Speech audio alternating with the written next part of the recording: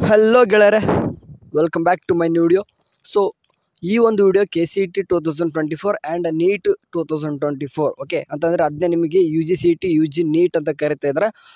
ಇಬ್ಬರು ಕೂಡ ಅಪ್ಡೇಟ್ ಏನಪ್ಪ ಅಂತಂದರೆ ಇವಾಗ ನಿಮಗೆ ಕೆಲವೊಂದಿಷ್ಟು ಆಗಲೆಲ್ಲನೂ ಕೂಡ KCET ಸ್ಟೂಡೆಂಟ್ಸ್ಗೆ ಕೌನ್ಸಿಲಿಂಗ್ ಸ್ಟಾರ್ಟ್ ಆಗಿದೆ. ಇಟ್ ಮೀನ್ಸ್ ಏನಂತಂದರೆ ಆಪ್ಷನ್ ಎಂಟ್ರಿ ಸ್ಟಾರ್ಟ್ ಆಗಿದೆ. ಅದಾದ ನಂತರ Mach allotment first round result ಎಲ್ಲ ಬರುತ್ತೆ. ಬಟ್ ಇಲ್ಲಿ ಕೆಲವೊಂದಿಷ್ಟು 2-3 ಅಪ್ಡೇಟ್ ಹೇಳೋಕ್ಕೆ ಟ್ರೈ ಮಾಡ್ತೀನಿ. KCET ಸ್ಟೂಡೆಂಟ್ಸ್ ಸ್ವಲ್ಪ ಲಾಸ್ಟ್ವರೆಗೂ ಕೂಡ ನೋಡಿರಿ. ಈಗ ಸ್ವಲ್ಪ ನೀಟ್ ಸ್ಟೂಡೆಂಟ್ಸ್ ಬಗ್ಗೆನೂ ಕೂಡ ಸ್ವಲ್ಪ ಮಾತಾಡೋದಂತಂದರೆ ನೋಡಿರಿ, ನೀಟ್ ಸ್ಟೂಡೆಂಟ್ಸ್ ಕೆಲವೊಂದಿಷ್ಟು ಜನ ಕೇಳ್ತಿದ್ರಿ, ಬರ್ದರ್ ಏನಪ್ಪ ಅಂತಂದರೆ ನಾನು ನೀಟಲ್ಲಿ ನನಗೆ ಇವಾಗ ಪಾರ್ಟಿಸಿಪೇಟ್ ಮಾಡಬೇಕು. ಓಕೆ, ಬಟ್ ಇನ್ನೂ ಕೂಡ ನಮಗೆ ಇವಾಗ KCET ಅಂತೂ ಇವಾಗ ಕಾಲೇಜಸ್ ಅಂತೂ ಆ್ಯಡ್ ಮಾಡೋಕ್ಕೆ ಬರುತ್ತೆ. ಯಾಕಂತಂದರೆ KCET ಎಕ್ಸಾಮ್ ಕೂಡ ಬರೆದಿರ್ತಾರೆ, ನೀಟು ಕೂಡ ಎಕ್ಸಾಮ್ ಬರೆದಿರ್ತಾರೆ. ನಾನು ಇವಾಗ ನೀಟಲ್ಲಿ ಅಂತಂದರೆ ನನಗೆ ನೀಟಲ್ಲಿ ಪಾರ್ಟಿಸಿಪೇಟ್ ಮಾಡ್ಬೇಕಂದ್ರೆ KCET ಇವಾಗ ಕಂಪಲ್ಸರಿ ಪಾರ್ಟಿಸಿಪೇಟ್ ಮಾಡಲೇಬೇಕಂತ ಕೇಳಿದ್ರಿ. ಓಕೆ, ಅದ್ರ ಬಗ್ಗೆ ಕೂಡ ಮಾತಾಡ್ತೀನಿ. ಆ್ಯಂಡ್ ಇನ್ನೊಂದೇನಪ್ಪ ಅಂದರೆ ನಾನು ನೀಟಲ್ಲಿ ಮಾತ್ರ ಪಾರ್ಟಿಸಿಪೇಟ್ ಮಾಡಬೇಕು, KCETಲಿ ಬೇಡ ಅಂತಂದರೆ ಅವ್ರು ಏನು ಮಾಡಬಹುದು ಅಂತಂದು ಎಲ್ಲನೂ ಇಲ್ಲಿ KCETಲಿ ಪಾರ್ಟಿಸಿಪೇಟ್ ಮಾಡದೆ ಹೋದರೆ ಓಕೆ ನಮಗೆ ಮುಂದೆ ಏನಾದರೂ ತೊಂದರೆ ಆಗುತ್ತಾ ಅಂತಂದು ಕೇಳ್ತಿದ್ರಿ. ಇವೆಲ್ಲನೂ ಕೂಡ ಸ್ವಲ್ಪ ಕ್ವಶನ್ಸ್ಗಳಿದ್ದಾವೆ. ಸೊ ಅದಕ್ಕೋಸ್ಕರ ಈ ಒಂದು ವಿಡಿಯೋ ಮಾಡ್ತಿರೋದು. ನೋಡಿ, ನೀಟ್ ಸ್ಟೂಡೆಂಟ್ಸ್ ಯಾರೆಲ್ಲ ನೋಡ್ತಿದ್ರು ಒಂದು ನೆನ್ಪಿಡಬೇಕು, ನಿಮಗೆ ಇನ್ನೂ ಕೂಡ ಪ್ರೊಸೀಜರ್ ಎಲ್ಲ ಬಾಕಿ ಇದ್ದಾವೆ. ಕೌನ್ಸಿಲಿಂಗ್ ಸ್ಟಾರ್ಟ್ ಆಗಬೇಕಂತಂದರೆ ಅಟ್ಲೀಸ್ಟ್ ಏನಪ್ಪ ಆಗುತ್ತಂತಂದರೆ KCET ಫಸ್ಟ್ ರೌಂಡ್ ಮುಗಿಯೋ ಸಾಧ್ಯತೆ ಜಾಸ್ತಿ ಇದೆ. ಅಂದರೆ ಇವಾಗ KCET ಫಸ್ಟ್ ರೌಂಡ್ ಮುಗಿಯುವಷ್ಟರಲ್ಲಿ ಸೆಕೆಂಡ್ ರೌಂಡ್ KCET ಸ್ಟಾರ್ಟ್ ಆಗುತ್ತಲ್ವ, ಅವಾಗ ನಿಮಗೆ ನೀಟ್ ಅವ್ರಿಗೂ ಕೂಡ ಏನು ಮಾಡ್ತಾರೆ ಅಂತಂದರೆ ಕಾಲೇಜಸ್ನ ಇಟ್ ಮೀನ್ಸ್ ಆಪ್ಷನ್ ಎಂಟ್ರಿನ ಇದೇ ಒಂದು KCET ನೀಟ್ ಎರಡೂ ಕೂಡ ಕಂಬೈನ್ ಮಾಡ್ತಾರೆ. ಎರಡೂ ಕೂಡ KCET ಆ್ಯಂಡ್ ನೀಟ್ ಎರಡೂ ಕೂಡ ಕಂಬೈನ್ ಮಾಡೋ ಸಾಧ್ಯತೆ ಯಾವಾಗೈತೆ ಅಂತಂದರೆ ಸೆಕೆಂಡ್ ರೌಂಡಲ್ಲಿ ನಡೆಯೋ ಸಾಧ್ಯತೆ ಐತೆ. ಅವಾಗ ಅಲ್ಲಿವರೆಗೂ ಏನಪ್ಪ ಅಂದರೆ ನೀವು ನೀಟ್ ಸ್ಟೂಡೆಂಟ್ಸ್ ಆಗಿತ್ತಂದರೆ ಇವಾಗ KCETಲಿ ಇವಾಗ ಪಾರ್ಟಿಸಿಪೇಟ್ ಮಾಡಬಹುದು.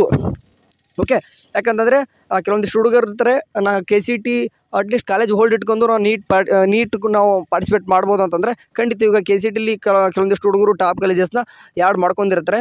ಅಂದರೆ ನೀಟು ಕೂಡ ಎಕ್ಸಾಮ್ ಬರೋದು, KCET ಬರೋದು, ನೀಟಲ್ಲಿ ಕೂಡ ಚೆನ್ನಾಗಿ ರ್ಯಾಂಕ್ ಇರ್ತದೆ, KCET ಕೂಡ ಎರಡೂ ಕೂಡ ರ್ಯಾಂಕ್ ಚೆನ್ನಾಗಿರ್ತದೆ. ಅಂಥವರು KCETಲಿ ಯಾವುದೋ ಒಂದು ಕಾಲೇಜಸ್ನ ಹಾಕ್ಕೊತಾರೆ, ಅದನ್ನ ಹೋಲ್ಡಲ್ಲಿ ಇಟ್ಕೊತಾರೆ. ಅದನ್ನು ಸೆಕೆಂಡ್ ರೌಂಡಿಗೆ ಬಂದಾಗ ನೀಟ್ನ ಕಾಲೇಜಸ್ನ ಆ್ಯಡ್ ಮಾಡಬೇಕು. ಓಕೆ, ಅಂದರೆ ನೀಟ್ನ ಕಾಲೇಜಸ್ ಯಾವ ರೀತಿ ಕೊಡಬೇಕು ಓಕೆ ಇವಾಗ ನಂಬರ್ ಇವಾಗ 1 2 3 ಏನೇನೋ ಕೊಟ್ಟಿರ್ತಾರೆ. ಓಕೆ, KCETಲಿ ಅವಾಗ ಈಗ ಫಾರ್ ಎಕ್ಸಾಂಪಲ್ 10ನೇ ಕ್ಲಾಸ್ ಸಿಕ್ಕಿದೆ ಅನ್ಕೋರಿ KCETಲಿ, ಅವಾಗ ನಿಮಗೆ ಅಬೌವ್ ಓಕೆ ಇವಾಗ ಏನಿರ್ಬೇಕಂತಂದರೆ ನೀಟ್ ಸ್ಟೂಡೆಂಟ್ಸ್ ಹೇಳ್ತಿದ್ದೀನಿ, ನಿಮಗೆ ನೀಟೇ ಅಂತಂದರೆ ನಿಮಗೆ MBBS ಸೀಟ್ ಬೇಕು ಅಥವಾ ಡೆಂಟಲೇ ಸೀಟ್ ಬೇಕಂತಂದರೆ ಅವಾಗ ಏನು ಮಾಡ್ಬೇಕಂತಂದರೆ 1 2 3 ಅಂತಂದು ಮೇಲ್ಗಡೆ ಏನಿದ್ದು ನೋಡಿರಿ KCETಲಿ ಅವನ್ನೆಲ್ಲನೂ ಕೂಡ ತೆಗೆದುಹಾಕ್ಕೊಂಡು ಅವಾಗ ನೀವು ನೀಟು ಅಂತಂದರೆ ನಿಮಗೆ MBBS ಯಾವ್ಯಾವ ಕಾಲೇಜಸ್ ಬೇಕು ಅವನ್ನ 1 2 3 ಪ್ರಿಯಾರಿಟಿ ಆರ್ಡ್ರನ್ನ ಕರೆಕ್ಟಾಗಿ ಕೊಡಬೇಕು ಬರುತ್ತೆ. ಓಕೆ, ಅವಾಗ ಚೇಂಜಸ್ ಎಲ್ಲ ಮಾಡ್ಕೊಳ್ಳೋಕೆ ಬರುತ್ತೆ, ಅದ್ರ ಬಗ್ಗೆ ವರಿಬೇಡ. ಯಾಕಂದರೆ ನಿಮಗೆ ಫಸ್ಟ್ ಟೈಮ್ ಆಪ್ಷನ್ ಎಂಟ್ರಿ ಬಿಟ್ಟಿರ್ತಾರೆ, ಅವಾಗ ಎಲ್ಲನೂ ಕೂಡ ರಿಅರೇಂಜು ಡಿಲೇಟು ಅಥವಾ ಮಾಡಿಫೈ ಮಾಡೋಕ್ಕೆ ಚಾನ್ಸ್ ಇರುತ್ತೆ. ಆ್ಯಂಡ್ ನೀಟ್ ಅವ್ರಿಗೆ ನಿಮಗೆ ಕಾಲೇಜಸ್ ಆ್ಯಡ್ ಮಾಡೋಕ್ಕೂ ಕೂಡ ಚಾನ್ಸ್ ಇರ್ತದೆ.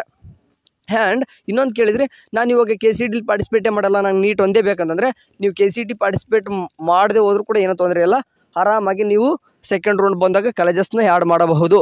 ಓಕೆ, ಅರ್ಥ ಆಯ್ತು ಅನ್ಕೊಂತೀನಿ. ಅಂತಂದರೆ ಕೆಲವೊಂದಿಷ್ಟು ಹುಡುಗರು ಇದ್ರು, ನಾನು KCET ಪಾರ್ಟಿಸಿಪೇಟ್ ಮಾಡಿದರೆ ಮಾತ್ರ ನಮಗೆ ನೆಕ್ಸ್ಟ್ ಸೆಕೆಂಡ್ ರೌಂಡಲ್ಲಿಗೆ ನಮಗೆ ನೀಟ್ ಬಿಟ್ಟಾಗ ಅಂದರೆ ನಮ್ಗೆ ನೀಟ್ ಆಪ್ಷನ್ ಎಂಟ್ರಿ ಬಿಟ್ಟಾಗ ನಮಗೆ ಅವಾಗ ಹೆಲ್ಪ್ ಆಗುತ್ತೆ ಅಂತಂದು ಇವಾಗ KCETಲಿ ಎಷ್ಟೋ ಜನ ಏನು ಮಾಡ್ತಿದ್ದಾರೆ ಅಂತಂದರೆ ಆಪ್ಷನ್ ಎಂಟ್ರಿ ಮಾಡ್ತಿದ್ದಾರೆ. ಹಂಗೇನಿರಲ್ಲ, ಆರಾಮ್ಸೆಗೆ ಸೆಕೆಂಡ್ ರೌಂಡ್ ಬಂದಾಗ ನಿಮ್ಮದೊಂದು ಆಪ್ಷನ್ ಎಂಟ್ರಿ ಮಾಡಕ್ಕೆ ಬಿಡ್ತಾರೆ, ಅವಾಗ ನೀವು ಕೂಡ ಕಾಲೇಜಸ್ನ ಆ್ಯಡ್ ಮಾಡ್ಬೋದು, ಏನು ಕೂಡ ತೊಂದರೆ ಇರಲ್ಲ. ಓಕೆ, ಕೆಲವೊಂದಿಷ್ಟು ಹುಡುಗರಿಗೆ ಭಯ ಪಡ್ಕೊಂಡು ಇನ್ ಕೇಸ್ ನಂಗೆ ನೀಟಲ್ಲಿ ನನಗೆ ಕಾಲೇಜ್ ಸಿಗ್ಲಿಕ್ಕೆ ಅಂದ್ರೆ ಏನು ಮಾಡೋದಪ್ಪ, ಅಟ್ಲೀಸ್ಟ್ KCETಲಿ ಆದರೂ ಯಾವುದಾದ್ರೂ ಸಿಗಲಿ ಅಂತಂದು ಕಾಲೇಜು ಹೋಲ್ಡ್ ಇಟ್ಕೊಂಡು ಹೋಗೋಕ್ಕೆ ಟ್ರೈ ಮಾಡ್ತಿದ್ದಾರೆ, ನೀವು ಕೂಡ ಮಾಡಬಹುದು. ಇವು ನೋಡ್ರಪ್ಪ ಅಂತಂದರೆ ಟೋಟಲಿ ಹೇಳೋದಂತಂದರೆ ನೀಟ್ ಸ್ಟೂಡೆಂಟ್ಸು ಆರಾಮ್ಸಿಗೆ ಸೆಕೆಂಡ್ ರೌಂಡ್ ಕೂಡ ಪಾರ್ಟಿಸಿಪೇಟ್ ಮಾಡುವಾಗ ನೀವು ಕೂಡ ಕಾಲೇಜಸ್ನ ಪ್ರಿಯಾರಿಟಿ ಮೇಲೆ ಆರ್ಡರ್ ಮೇಲೆ ಚೆನ್ನಾಗಿ ಕೊಡ್ರಿ. ಓಕೆ, ಇದಾದ ತಕ್ಷಣ ಕೆಲವೊಂದಿಷ್ಟು ಹುಡುಗರು ಕೇಳ್ತಿದ್ರಿ BNYS ಬಗ್ಗೆ, ಅಂತಂದರೆ ನ್ಯಾಚುರೋಪತಿ ಮತ್ತು ಯೋಗ ಅಂತ ಏನು ಬರ್ತದೆ ಇದು KCETಲೇ ನಡೀತದೆ. ಆದರೂ ಕೂಡ ಆಪ್ಷನ್ ಎಂಟ್ರಿ ಏನಕ್ಕೆ ಬಿಟ್ಟಿಲ್ಲ ಅಂತಂದರೆ ನಿಮಗೆ ಸೆಕೆಂಡ್ ರೌಂಡಲ್ಲಿ ಕಾಲೇಜಸ್ನ ಆ್ಯಡ್ ಮಾಡೋಕ್ಕೆ ಕೊಡ್ತಾರೆ, ಅದು ನಿಮ್ಮ ಬಗ್ಗೆ ಅಷ್ಟೊಂದು ವರಿಬೇಡ. And allied health science BPT BPOದವರು ಕೂಡ ಕೇಳ್ತಿದ್ರಿ, ನೀವು ಕೂಡ ಸೇಮು ನಿಮಗೆ ಸೆಕೆಂಡ್ ರೌಂಡ್ ಬಿಡ್ತಾರೆ ಅಂತ ನಾನು ಹೇಳಲ್ಲ. ಯಾಕಂತಂದರೆ ಸೆಕೆಂಡ್ ರೌಂಡ್ ಬಗ್ಗೆ ಎಲ್ಲೂ ಕೂಡ ಹೇಳಿಲ್ಲ ನಿಮ್ಮ ಬಗ್ಗೆ. ಬಟ್ ಏನಪ್ಪ ಅಂದರೆ ಸಪ್ರೇಟ್ ಕೌನ್ಸಿಲಿಂಗ್ ನೀಡೋ ಸಾಧ್ಯತೆ ಜಾಸ್ತಿ ಇದೆ ನಿಮಗೆ. ಅಂತಂದರೆ ಸಪ್ರೇಟಾಗಿ ನಿಮಗೆ ಮತ್ತು ಲ್ಯಾಟ್ರಲ್ B.Pharm ಅಂತ ಬರ್ತದೆ, ಅದನ್ನೂ ಕೂಡ ಸಪ್ರೇಟಾಗಿ ಕೌನ್ಸಿಲಿಂಗ್ ನಡೀತದೆ. ನಿಮಗೆಲ್ಲನೂ ಕೂಡ ಸ್ವಲ್ಪ ಕ್ಲಾರಿಟಿ ಕೊಡೋಕ್ಕಂತ ಬಂದಿದ್ದೆ. ಅದಾದ ನಂತರ ನೆಕ್ಸ್ಟು ಇವಾಗ KCET ಸ್ಟೂಡೆಂಟ್ಸ್ ಇವಾಗ ಏನೇನಲ್ಲಪ್ಪ ಅಂತಂದರೆ ಇವಾಗ ನೀವು ಮಾಕ್ ಅಲಾಟ್ಮೆಂಟ್ ಅಂತೂ ಏನಾಗ್ತಿದೆ ಅಂದರೆ ಸದ್ಯದಲ್ಲೇ ಬರುತ್ತೆ, ನಾಳೆವರೆಗೂ ಕೂಡ ನೀವು ಆಪ್ಷನ್ ಎಂಟ್ರಿ ಮಾಡ್ತೀರಾ. ಅದಾದ ನಂತರ ಮಾಕ್ ಅಲಾಟ್ಮೆಂಟ್ ಬಂದಾದ ತಕ್ಷಣ ಕೆಲವೊಂದಿಷ್ಟು ಹುಡುಗರಿಗೆ ಕನ್ಫ್ಯೂಸ್ ಆಗ್ತದೆ, ಭಯ ಆಗ್ತದೆ, ನಂಗೆ ಸೀಟು ಸಿಗಲಿಲ್ಲ ಅಂತಂದರೆ ಮಾಕ್ ಅಲಾಟ್ಮೆಂಟಲ್ಲಿ ಸೀಟ್ ಸಿಗಲಿಲ್ಲ, ಸಿಕ್ಕರೂ ಕೂಡ ಯಾವುದ್ಯಾವುದೋ ಸಿಕ್ಬಿಟ್ಟಾಯ್ತು ಅಂತಂದು ಭಯ ಪಡಬೇಡ್ರಿ. ಯಾಕಂತಂದರೆ ನೀವು ಆಪ್ಷನ್ ಎಂಟ್ರಿನ ಕರೆಕ್ಟೇ ಮಾಡಿರಲ್ಲ, ಈಗಲೂ ಕೂಡ ಚಾನ್ಸ್ ಇದೆ ನಿಮಗೆ ಆಪ್ಷನ್ ಎಂಟ್ರಿ ನೀವು ಪ್ರಿಯಾರಿಟಿ ಚೆನ್ನಾಗಿ ಕೊಡ್ತೀವಿ ಅಂದರೆ ನೀವು ಅಂದ್ಕೊಂಡಿರುವಂಥ ಕಾಲೇಜೇ ಜಾಸ್ತಿ ಸಿಗ್ತಾ ಇರ್ತಾವೆ. ಸಾಧ್ಯ ಆದಷ್ಟು ಪ್ರಿಯಾರಿಟಿ ಆರ್ಡ್ರನ್ನ ಕರೆಕ್ಟಾಗಿ ಕೊಡ್ರಿ. ಯಾಕಂದರೆ ರ್ಯಾಂಕ್ ದೂರ ಇದ್ದವ್ರು ಅಂತೂ ಏನು ಮಾಡೋಕ್ಕಾಗಲ್ಲ. ಅಂತಂದರೆ 1 ಲಕ್ಷ ಮೇಲ್ಗಡೆ ಬಂದುಬಿಟ್ರೆ ನೀವೇ ತಿಳ್ಕೊಬೋದಲ್ಲ, 1 ಲಕ್ಷ ಮೇಲ್ಗಡೆ ಆದ ತಕ್ಷಣ ರ್ಯಾಂಕ್ ದೂರ ಇರುತ್ತೆ. ನಾವು ರ್ಯಾಂಕ್ ದೂರ ಇಟ್ಕೊಂಡು ಕೂಡ ಚೆನ್ನಾಗಿರೋ ಕಾಲೇಜ್ ಸಿಗಬೇಕಂತಂದರೆ ಸ್ವಲ್ಪ ಕಷ್ಟನೇ ಆಗುತ್ತೆ ಅಲ್ವಾ. ಸರಿ, ಎಲ್ಲನೂ ಕೂಡ ಎನಿವೆ ಇನ್ನೊಂದೇನಪ್ಪ ಅಂತಂದರೆ ಇಂಜಿನಿಯರ್ ಸ್ಟೂಡೆಂಟ್ಸು ನಿಮ್ಗೆ ಕೋಡ್ ಕರೆಕ್ಟ್ ನೋಡ್ಕೊಂಡು ಹಾಕ್ರಿ. ಯಾಕಂದರೆ ಕೆಲವೊಂದಿಷ್ಟು ಹುಡುಗರು ತಪ್ಪು ಮಾಡಿದ್ದಾರೆ, ನೋಡಿದೆ ನಾನು. ಅಂದರೆ CS ಹಾಕೋ ಬದಲು ಬಿಟ್ಟು ಕಾಣಿಸುತ್ತೆ ಕಂಪ್ಯೂಟರ್ ಸೈನ್ಸಸ್ ಆ್ಯಂಡ್ ಇಂಜಿನಿಯರಿಂಗ್ ಅಂತ ಇರುತ್ತೆ. ಬಟ್ ಕಂಪ್ಯೂಟರ್ ಅಂತ ಇರ್ತದೆ, ಮುಂದೆ ಸೈನ್ಸಸ್ ಇರಲ್ಲ, ಬೇರೆ ಇರ್ತದೆ. ಬಟ್ CS ಹಾಕೋಕೆ ಬೇರೆ ಕೋರ್ಸಸ್ ಹಾಕ್ತಾ ಇದ್ದಾರೆ. ಸೊ ಹಂಗಾಗಿಬಿಟ್ಟು ಬ್ರ್ಯಾಂಚ್ನ ಕರೆಕ್ಟ್ ನೋಡ್ಕೊಂಡು ಹಾಕ್ರಿ. ಆ್ಯಂಡ್ BS ನರ್ಸಿಂಗ್ ಸ್ಟೂಡೆಂಟ್ಸ್ ಕೂಡ ಅಷ್ಟೇ GP ಮತ್ತು GQ ಅಂತ ಬರ್ತದೆ. ಅದ್ರ ಬಗ್ಗೆ ನಿಮ್ಗೆ ಸಪ್ರೇಟಾಗಿ ಹೇಳ್ತೀನಿ. ಯಾಕಂದರೆ ಇಲ್ಲಿ ಹೇಳಿದ್ರೆ ಎಲ್ಲನೂ ಕೂಡ ದೊಡ್ಡ ದುಡಿ ಆಗುತ್ತೆ. ಬಟ್ ನಾನು ನಿಮ್ಗೆ ಒಂದು ಹೇಳೋದಕ್ಕೆ ಇಷ್ಟಪಡ್ತೀನಿ, GG ಮಾತ್ರ ಆಪ್ಷನ್ ಎಂಟ್ರಿ ಮಾಡಿರಿ. ಸರಿ, ಟೋಟಲಾಗಿ ಇನ್ನೊಂದೇನಪ್ಪ ಅಂದರೆ B.Pharm ಮತ್ತು ಅಗ್ರಿಕಲ್ಚರ್ ಸ್ಟೂಡೆಂಟ್ಸು ನಿಮಗೆ ರ್ಯಾಂಕು ಅಗ್ರಿಕಲ್ಚರ್ ಮತ್ತು ವೆಟರ್ನರಿ ಮಾಡೋರ್ಗಂತ ನಿಮ್ಗೆ ಗೊತ್ತಿದೆ, ಥಿಯರಿ ರ್ಯಾಂಕ್ ಚೆನ್ನಾಗಿರಬೇಕು. B.Pharm ಸ್ಟೂಡೆಂಟ್ಸು ಕೂಡ ಆಪ್ಷನ್ ಎಂಟ್ರಿನ ಇರುವಂಥ ಕಾಲೇಜಸ್ನು ಎಲ್ಲನೂ ಕೂಡ ಹಾಕ್ರಿ. ಒಂದೇ ಗೌರ್ಮೆಂಟ್ಗಿದೆ, ಅದನ್ನು ಗೌರ್ಮೆಂಟ್ ಹಾಕ್ಕೊಂಡು ರಿಮೈನಿಂಗ್ ಎಲ್ಲನೂ ಕೂಡ 5 ಮೈನಾರಿಟಿ ಅಥವಾ 6 ಮೈನಾರಿಟಿ ಕಾಲೇಜ್ ಸಿಗ್ತಾವೆ. ರಿಮೈನಿಂಗ್ ಎಲ್ಲನೂ ಕೂಡ ಕಾಲೇಜಸ್ ಇದ್ದಾವೆ. ನೋಡಿಕೊಂಡು ಆದಷ್ಟು ರ್ಯಾಂಕ್ ದೂರ ಇತ್ತಂತಂದರೆ ಎಲ್ಲ ಕೂಡ ಕಾಲೇಜಸ್ ಆ್ಯಡ್ ಮಾಡಿರಿ. ಒಂದೇ ಕೋರ್ಸ್ ಮೇಲೆ ಡಿಫೆಂಡ್ ಆಗಿಬಿಡ್ರಿ. ಓಕೆ, ಅಂದರೆ ರ್ಯಾಂಕ್ ದೂರ ಇದ್ದವ್ರು ಅಂದರೆ 1.5 ಲಕ್ಷ 2 ಲಕ್ಷವರೆಗೂ ಕೂಡ ಇರ್ತಾರೆ ನೋಡ್ರಿ, ಅಂಥವ್ರಿಗೆ ಹೇಳ್ತಿದ್ದೀನಿ ಒಂದೇ ಒಂದು ಕೋರ್ಸ್ ಮೇಲೆ ಡಿಫೆಂಡ್ ಆಗಿಬಿಡ್ರಿ. ಸಾಧ್ಯ ಆದರೆ ಸ್ವಲ್ಪ ಬೇರೆ ಕೋರ್ಸಸ್ ಕೂಡ ಕಾಲೇಜಸ್ನ ಆ್ಯಡ್ ಮಾಡಿರಿ, ಜಾಸ್ತಿ ಕಾಲೇಜಸ್ನ ಆ್ಯಡ್ ಮಾಡಿರಿ. ಓಕೆ, ಅದು ಒಂದು ಹೇಳಕ್ಕೆ ಬಂದಿದ್ದೆ. ಇದಿಷ್ಟು ಸದ್ಯಕ್ಕಂದ್ರೆ ಇವತ್ತು 3 ದಿನ ಆಯಿತು ಕೈ ಕಡೆಯಿಂದ ಯಾವುದೇ ರೀತಿ ಅಪ್ಡೇಟ್ ಬಂದಿಲ್ಲ. ಯಾಕಂತಂದರೆ ಆಪ್ಷನ್ ಎಂಟ್ರಿ ಮಾಡಲಿ ಅಂತ ಬಿಟ್ಟಿದೆ ಎಲ್ಲರೂ ಕೂಡ ಸ್ಟೂಡೆಂಟ್ಸ್ಗೆ. ಆರಾಮ್ಸೆಗೆ ಆಪ್ಷನ್ ಎಂಟ್ರಿ ಮಾಡಿರಿ. ರಿಮೈನಿಂಗ್ ಎಲ್ಲನೂ ಕೂಡ ನಿಮ್ಮ ಒಂದು ಕ್ಯಾಟಗಿರಿನ ನೋಡಿಕೊಂಡು, ಫೀಸ್ನ ನೋಡಿಕೊಂಡು, ಮತ್ತು ಯಾಕಂತಂದರೆ ಫೀಸು ಕೂಡ ನೋಡ್ಕೋಬೇಕಾಗುತ್ತೆ. ಒಂದೊಂದು ಕಾಲೇಜಲ್ಲಿ ದುಡ್ಡು ಜಾಸ್ತಿ ಇರ್ತದೆ, ಒಂದೊಂದು ಕಡೆ ಕಡಿಮೆ ಇರ್ತದೆ.